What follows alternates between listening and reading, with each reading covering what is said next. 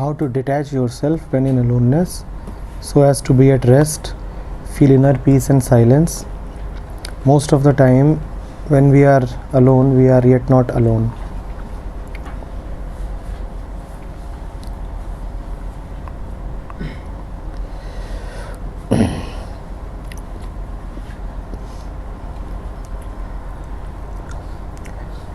सैयद, मन तो किसी के संग में ही रहता है।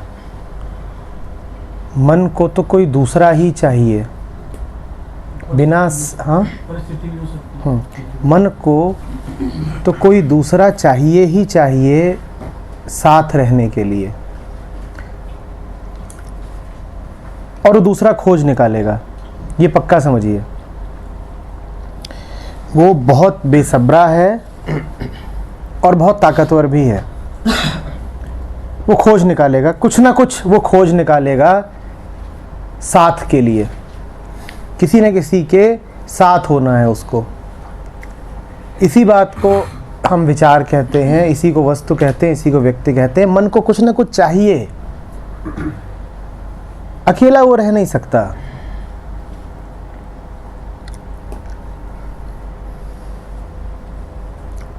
आप उसको अगर बिल्कुल ही काट देंगे सबसे, तो फिर अपने ही दो फाड़ कर लेगा ताकि कोई मिल जाए साथ रहने के लिए। वो इतना बेसब्रा है, समझ रहे हैं। एक ही तरीका है आपके पास। अगर आप ये कह रहे हैं कि how to be really alone, कि आप वास्तव में अलोन हो जाएं। अलोन होने का अर्थ समझते हैं? अलोन होने का अर्थ ये नहीं है कि मेरे आसपास कोई नहीं है। अलोन होने का अर्थ है कि मैं समझ गया हूं कि आसपास तो हमेशा कुछ ना कुछ रहेगा ही, कोई ना कोई परिस्थिति तो होगी ही होगी, और मन जैसी भी परिस्थिति होगी उसी में उलझ जाना चाहता है।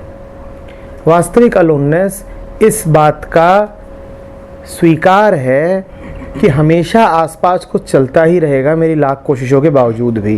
मैं कितना भी कोशिश कर लूं कि जीवन में परिस्थितियां ठीक रहें, अनुकूल रहें, शांत रहें, पर जीवन ऐसा है कि उसमें कुछ ना कुछ उठता ही रहेगा, चलता ही रहेगा। अलोननेस का अर्थ हुआ कि मैं समझूं कि जो कुछ भी चल रहा है उसमें वही चल रहा है।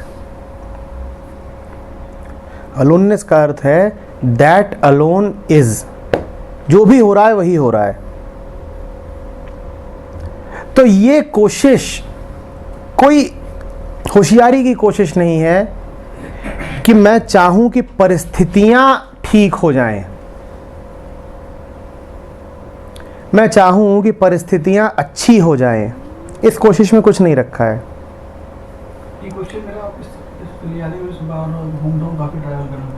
और जो ट्रैवल टाइम जो ट्रेन वाला होता है, बिल्कुल समझ गए। उस टाइम पर विचार छाए हुए थे कि ये 2 दिन में करना है। तो हाँ हाँ हाँ हाँ हाँ, समझ रहा हूँ उस बात को।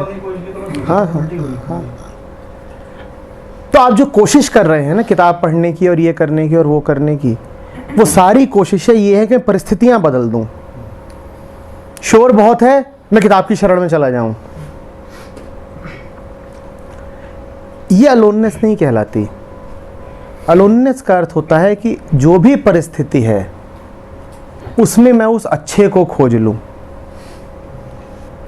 आपकी कोशिश है परिस्थितियों को अच्छा बना दूं, और अलोननेस का अर्थ होता है परिस्थिति जो भी है उसमें वही अच्छा बैठा हुआ है। अंतर समझिएगा। पहली जो कोशिश है वो हमेशा हारेगी, उसे हारना ही पड़ेगा, क्योंकि आप परिस्थितियों को कब तक अच्छा बना पाओगे? आप सीमित हो और आपकी कोशिशें भी सीमित ही हैं। आप परिस्थितियों से बहुत नहीं लड़ सकते।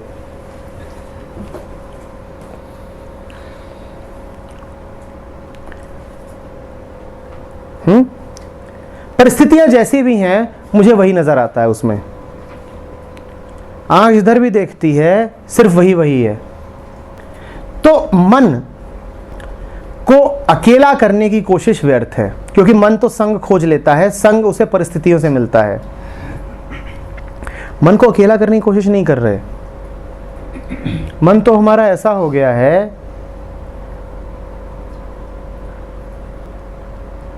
कि उसे परम संगी मिल गया है। मन को क्या चाहिए था? संग। उसे संग मिल गया, ऐसा प्यारा संग मिला है उसे कि अब नहीं भागता।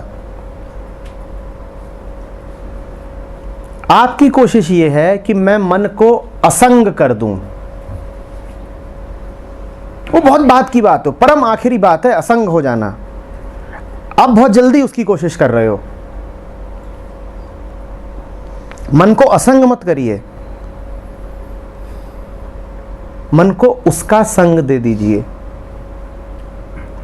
मन को उसका संग मिल गया, फिर उसे और कोई संग चाहिए नहीं होगा।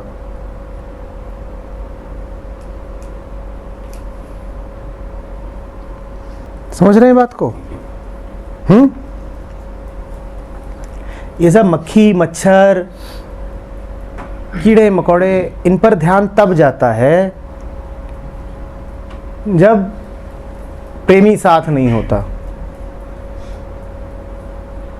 क्योंकि वो साथ में नहीं है, इसीलिए दुनिया भर से बहुत शिकायतें हो जाती हैं। आप झुंझलाए से रहते हो, आप कटुता से भरे हुए रहते हो। आप कटुता से भरे हुए हो ही इसीलिए क्योंकि जीवन में प्रेम नहीं है। वो जो ऊंचा प्रेमी उपलब्ध हो सकता था वो आपको मिला नहीं हुआ है। जब वो नहीं मिला होता है तो दुनिया भर की इधर उधर की टुच्ची चीजें जीवन में आ जाती हैं, क्योंकि जगह खाली बैठी है ना। जिस आसन पर परम को विराजमान होना था वो आसन खाली है, तो उस पर इधर उधर से कुछ भी कचरा आकर के जमा होगा। फिर आप शिकायत करोगे कि कचरा बहुत इकट्ठा हो गया है, जीवन में कचरा बहुत इकट्ठा हो गया है, हटाएं कैसे? हटाते रहो। जो कुर्सी खाली होती है उसे रोज साफ करो तो भी अगले दिन उस पर धूल जम ही जाती है।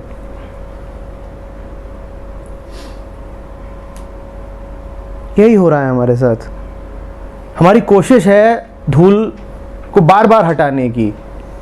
आपको जीवन इसलिए मिला है कि आप धूल झाड़ते रहो।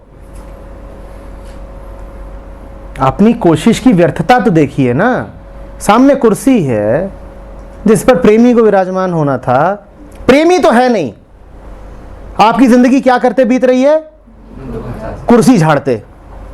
और आप यहां पूछ रहे हो कि कुर्सी झाड़ने के और बेहतर उपाय क्या हो सकते हैं? बस एक काम आप नहीं करोगे, क्या? कि उस पर उस प्यारे को लाके बैठा दो, क्योंकि उसमें अहंकार को चोट लगती है। घर आपका खाली का खाली रहेगा, आप उस घर को झाड़ते रहोगे। उसको बुला करके, आमंत्रित करके, वो तैयार है आने के लिए, आपका अहंकार बाधा है। उसको वहां लाके बैठाओगे नहीं। उसका संग पालो, फिर आपको कोई और संग नहीं चाहिए होगा। इसी स्थिति को कहते हैं असंग। आत्मा असंग है।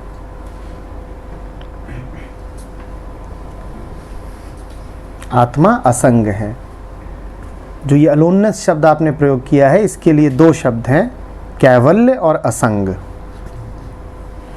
पर समझिएगा, वो असंग सीधे नहीं आता, वो असंग परम के संग से आता है। जब उसका संग मिल जाता है तो आप असंगी हो गए। अब आपको किसी और का संग नहीं चाहिए।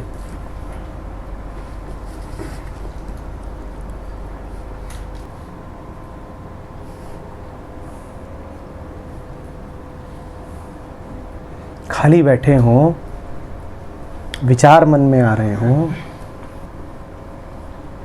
तो उसी का विचार कर लीजिए।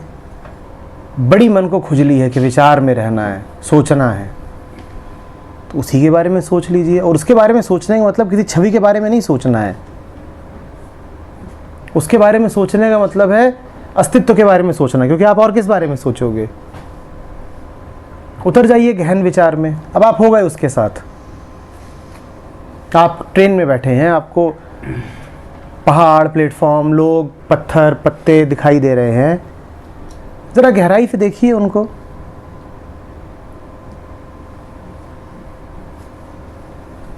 उसका संग ऐसे ही मिलता है। वो कोई इंसान थोड़ी है जो आके कुर्सी पे बैठ जाएगा। वो तो कंप्लीट है, टोटल है। कंप्लीट में डूब जाया करिए।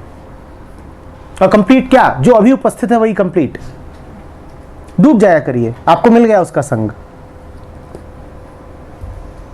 उसके बाद आपको पता भी नहीं चलेगा कि गर्मी है कि सर्दी है, कि धुआं तो नहीं उड़ रहा ज़्यादा, धूल, मेरा नीचे सूटकेस रखा है उसमें ठीक से चेन बंधी है कि नहीं, पीछे घर पर क्या चल रहा होगा, मैं जहाँ जा रहा हूँ वहाँ कल क्या होगा, ये सारे ख्याल ही नहीं आएंगे। आप इन ख्यालों के पार किसी और ख्याल में डूब चुके हो। तो छोटे मोटे आपको बेफिक्र हो गए आप।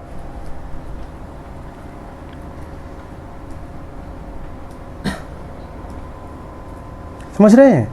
ये कोशिश ना करिए कि तुरंत ही निर्विचार हो जाऊं, वो आप कर नहीं पाएंगे क्योंकि मन विचार खोज निकालेगा। निर्विचार होने की कोशिश मत करिए।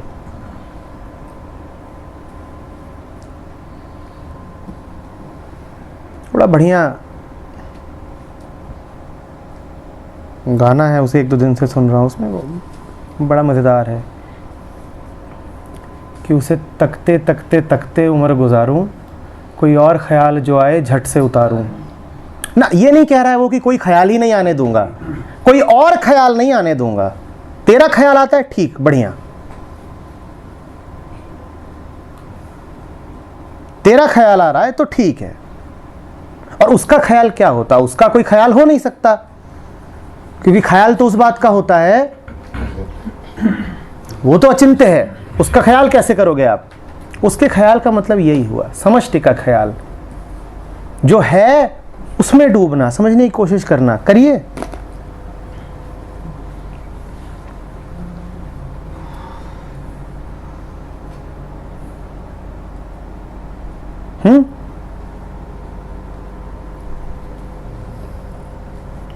लोगों को देखिए, उनके चेहरे पढ़िए,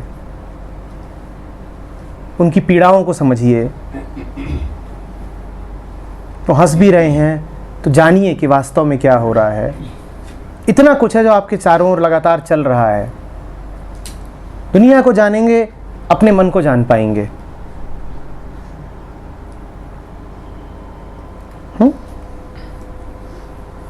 और पक्का समझिएगा, जब आप अहंकार रहित विचार में डूबते हैं तो जल्दी ही आप पाते हैं कि आप मौन हो गए। गूढ़ विचार जल्दी ही आपको निर्विचार में ले जाएगा, उसका संग आपको असंग कर देगा।